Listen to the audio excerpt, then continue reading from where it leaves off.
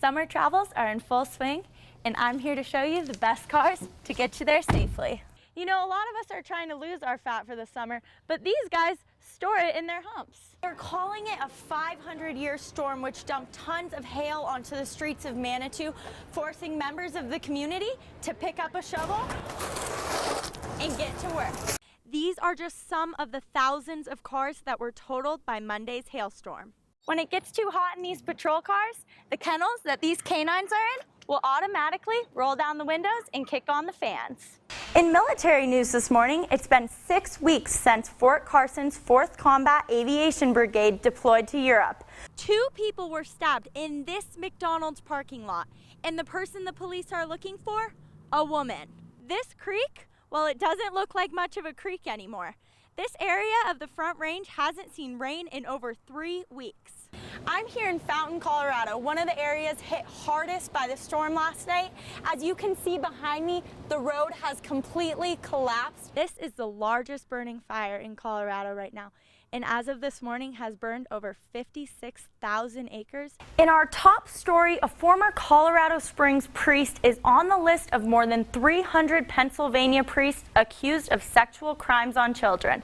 Apparently, it's moving to Boulder, Colorado, America's happiest city. According to CSPD, officers responded to Tiny Toes Daycare, which was being run out of this home for a welfare check. The house is here, south of Palmer Park on Warwick Lane. When officers got there, they said the woman running the daycare was using a fake name and had outstanding felony and misdemeanor warrants for her arrest. This is Anna Brim, but her customers and neighbors knew her as Sarah. She was taken into custody on Friday after a standoff with the police. She was charged with kidnapping and child abuse, along with this man, Dirk Kilgore, who was charged with attempt to influence a public servant.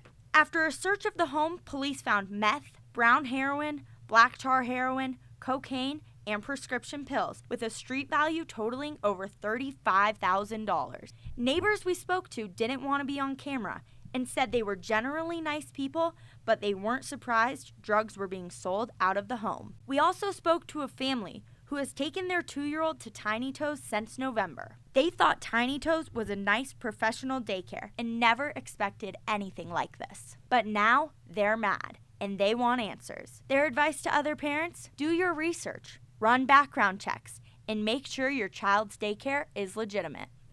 Like hail and rain, and like the streets were flooding. It was just crazy, and I've never really witnessed anything like that, so it was like really scary for me.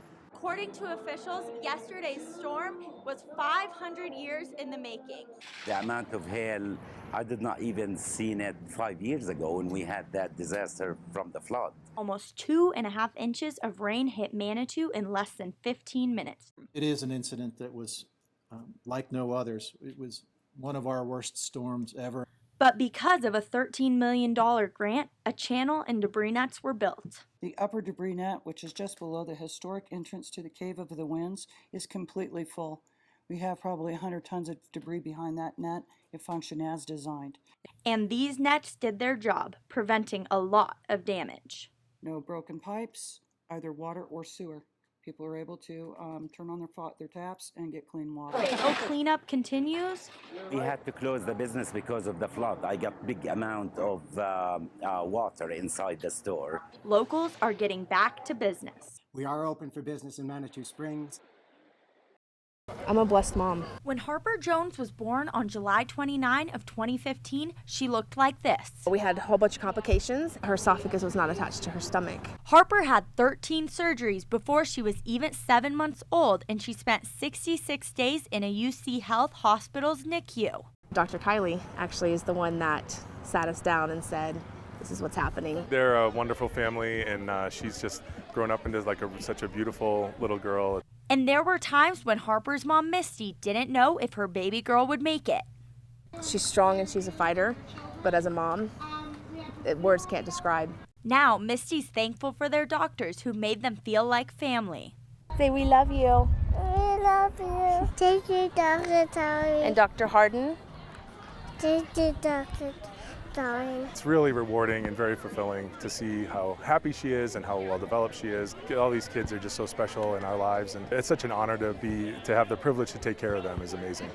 Misty, Harper, and big brother Jaden remembering the fight but thankful for the miracle at the NICU reunion on Saturday, which they look forward to every year.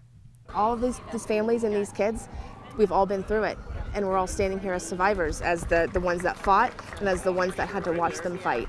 Now Harper turns 3 on Sunday and is happy and healthy. Are you a happy girl? Yes, I am super happy because now Harper can play with me. I love her a lot. Even though we do have our differences, we still have a lot of fun together. Just want her to always know that she can do anything she ever wants to.